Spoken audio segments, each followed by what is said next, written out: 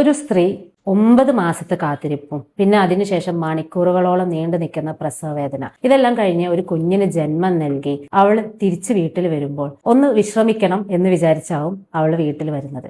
ഇങ്ങനെ വീട്ടിലെത്തിയ പിറ്റേ ദിവസം മുതൽ തന്നെ നല്ല ചൂടുള്ള വെള്ളം അവരുടെ വയറ്റിലോട്ടും സ്റ്റിച്ചിലോട്ടും ശക്തമായി ഒഴിക്കുന്ന ഒരു പ്രാക്ടീസ് നമ്മുടെ നാട്ടിലുണ്ട്. പറയുമ്പോൾ പഴമക്കാർ ഇതിന് ഒരുപാട് കാരണങ്ങൾ പറയും. പേശികൾക്ക് ബലം വരാന്, ഗർഭപാത്രം ശുദ്ധിയാവാന്, പിന്നീട് വാദം വരാതിരിക്കാൻ എന്നിങ്ങനെ ഒരുപാട് കാരണങ്ങൾ നിങ്ങൾക്കതിന് കേൾക്കാം. ഇതിനൊന്നും യാതൊരു ശാസ്ത്രീയ അടിത്തറയുമില്ല.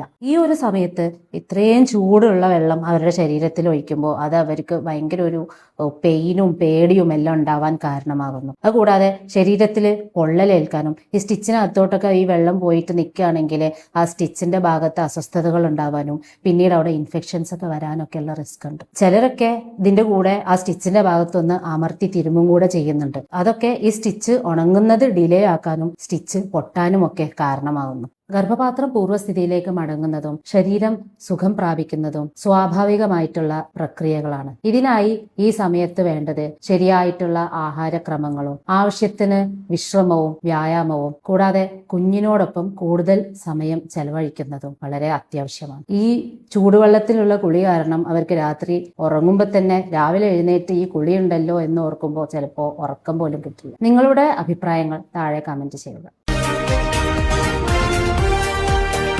ഫോളോ ചെയ്യുക